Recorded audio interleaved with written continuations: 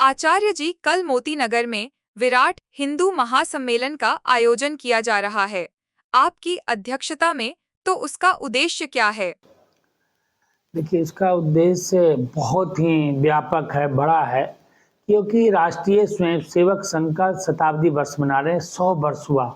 अब कल्पना कीजिए, परम पूजनीय डॉक्टर हेडगेवार जी ने जब शुरुआत किया था, कितना विपरीत परिस्थिति था और उसको ला करके आज इस मुकाम तक खड़ा किए हैं कि आज न जाने इतने बड़े वट वृक्ष के रूप में आज संघ परिवार हो गया है और उसके कितनी शाखाएं स्वयंसेवक के रूप में विश्व के विभिन्न देशों में, देश के हर जगह, जर्रे जर्रे में, हर कोने में उपलब्ध हैं।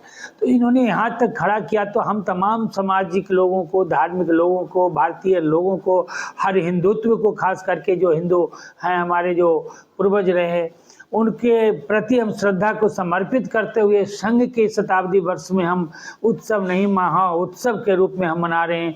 और वैसे खास करके यूथ लोगों को, हमारे जो भी छोटे भाई बहन हैं, तमाम ऐसे लोगों को हम प्रेरित करते हैं कि आज आप भी इस अभियान में जुड़े, भटके। हमारा जो गौरवशाली अतीत था, इतिहास था, उसको हम फिर से, जो संघ का सोच है, आरएसएस का जो सोच है, उसके लिए जो कार्य कर रहा है, इस अभियान में, इस क्रांति में जुड़ करके हम लोगों को और ही व्यापक रूप दे करके जल्द से जल्द भारत माता को फिर से हम सोने की चिड़िया, धन के क्षेत्र में, ज्ञान के क्षेत्र में विश्व गुरु और शक्ति के क्षेत्र में चक्रवर्ती साम्राज्य बनाएं। इसी महान उद्देश्य के साथ ही हम विराट महासम्मेलन कर रहे हैं। इसमें मुख्य रूप से क्या क्या कार्यक्रम आयोजित किया जाएगा? इसमें हम लोगों ने रखा है, एक तो 51 कुंडीय महायज्ञ। उसमें सभी हमारे परिसर के लोग, जितने भी श्रद्धालु हैं, सभी लोग समय से आकर के शामिल होंगे, उसमें आहुति देंगे और राष्ट्रीयता की भाव होगा, भारत माता के प्रति आस्था का संवर्धन करेंगे इस यज्ञ के माध्यम से, कि लोगों में संगठन की भाव हो, एकत्रित होकर के स्वाहा करते हैं। अर्थात स्वाहा मतलब होता है कल्याण हो, तो हम भारत माता का जो कल्याण हो, हमारे देशवासियों का कल्याण हो, अलग अलग स्वभाव, अलग अलग जाति, अलग अलग कार्य क्षेत्र के होते हुए भी अच्छे कार्य के लिए एकजुट होने के लिए हम प्रेरित करें इस यज्ञीय माहौल में। जैसे अलग अलग समिधा होते हैं, हवन सामग्री, घी होते हैं, सबको हम प्राणी मात्र के हित में, जीव मात्र के कल्याण में स्वाहा कर देते हैं। उसी तरह से हम लोग सब अलग अलग हैं, लेकिन अच्छे कार्य के लिए, देश के लिए, भारत माता के लिए हम एक हों, इसके लिए आहुतियाँ समर्पित करेंगे। एक सवाल है कि क्या आवश्यकता हो गई इतनी बड़ी विराट हिंदू सम्मेलन करने की, क्योंकि दिल्ली सहित पूरे देश में इस तरह के दर्जनों कार्यक्रम आयोजित किए जा रहे हैं? आवश्यकता पड़ी इसलिए कि आज लोग जाग चुके हैं, है ना।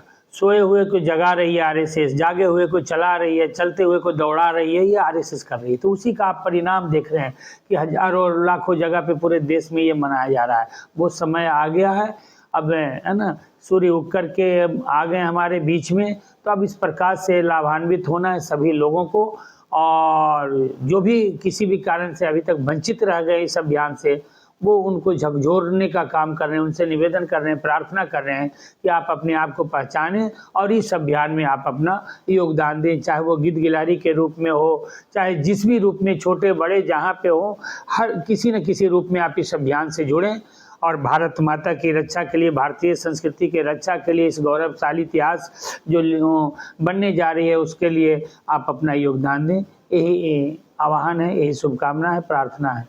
कई लोगों द्वारा कहा जा रहा है कि हिंदू धर्म खतरे में है, आपका क्या कहना है? बिल्कुल नहीं, हम सनातनियों के रहते कभी खतरे में पड़ नहीं सकती है, ठीक है।